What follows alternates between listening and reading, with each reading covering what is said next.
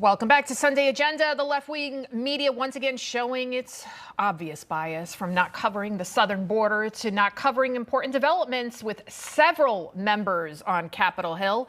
Let's welcome in our panel. First contributing editor for the American Spectator, Jeffrey Lord. Thank you so much for being with us. Also with us, internist at Custom Care Medical, Dr. Frank Contachessa. Thank you, gentlemen, for being with us this afternoon. You bet. Good Thanks to be for having here. us, Lydia. Doctor, I want to start off with you first. I want you to take a look at Mitch McConnell when he froze during a news conference. This week has been good bipartisan cooperation and a string of Okay, Mitch. Anything else you want to say, or should we just go back to your office? Do you want to say anything else to the press?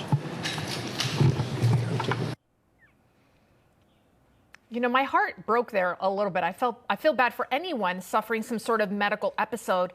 He's 81 years old. Dr. Frank, what do you think happened there? Sure. So, Lydia, I'll just say off the bat, I certainly have never examined Mitch McConnell. I know nothing about his medical history, but I can base my comments on my observations on what happened. And it looks to me that it could have been something that we call a TIA, which is a transient ischemic attack, commonly called a mini stroke. That's what you would typically see. They're sudden.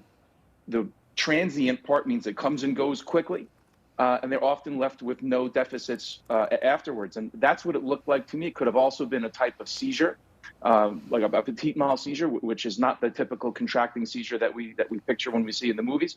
It could have been either one of those things. There are a couple of other possibilities as well, but something clearly happened. So I think it's fair to start to raise questions across the board when people get above a certain age. Now, I do think that people age differently. So I do believe that it's possible to be productive and to work well into your 80s or 90s. But I think above a certain age that it's fair to require some sort of a competency test or a neurological evaluation, because they're making important decisions. And we see the same thing in other industries. Airline pilots, doctors, all have mandatory either retirement ages or recertifications. And I think that would be fair. I agree. And Jeffrey, there was another, I guess, episode or whatever, Dianne Feinstein. She's 90 years old. She's had a number of medical issues. And then this happened during a Senate appropriations hearing. Take a look. Say aye. Pardon me? Aye. Yeah. Just say I would like to support a yes vote on this. It provides $823 billion. That's an increase of $26 billion for the Department of Defense, and it funds priorities submitted. Yeah, just say aye. Okay, just aye. I mean, wow, they're telling her how to vote. You worked with President Ronald Reagan. We know he suffered at the end from Alzheimer's. I mean, these things happen as you get older, age-related illnesses. It was after he left, of course, after he left office. During the day when he was president towards the end of his term, and I never saw a hint of that. But I should say, before that, I worked in the United States Senate. And I got to tell you, it is not unusual to see aging United States senators who are a little baffled about where they are or what's going on. And the danger of this, which you just saw illustrated when that staff person whispered in her ear, and this can go for a president too. Woodrow Wilson had a stroke back in 1919. They didn't tell the public. They said he was suffering from exhaustion.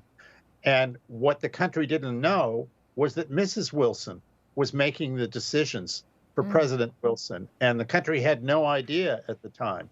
So the question is, with a senator, who's making these decisions? I mean, lots of things go on in a senator's office, and you've got big staff and everything, and they get to be very, very protective of the senator. So this is a problem that we have, and frankly, we have been there before. Right. We only have about 30 seconds left, so I'll get quick reactions from both of you. Take a look at what Joe Biden said regarding cancer. One of the things I'm always asked is, why Americans have sort of lost faith for a while on being able to do big things. If you could do anything at all, Joe, what would you do? I said I'd cure cancer. They looked at me like, why cancer? Because no one thinks we can. That's why, and we can. We'd end cancer as we know it. Dr. Frank, clearly he did not cure cancer. No, certainly not. And there isn't a single cure for cancer. Each type of cancer is a completely different disease. So there isn't one singular cure for cancer, yet you attack them individually. So no, he certainly did not do that. And Jeffrey Lord, what do you think about him making that ridiculously bold statement? Yeah, his problem is when it goes off the teleprompter and starts trying to say something spontaneously, he gets into trouble. It's happened before, it's happened there, and we're going to see it again, I assure you. You think he'll still run? I think he's going to be pressured not to, and I think there will be enough people on the other side saying, you know, it's to our liability as the Democratic Party if you do. All right, Jeffrey Lord, Dr. Frank Contachessa, thank you both. You bet. Thank you, Lydia. Still ahead.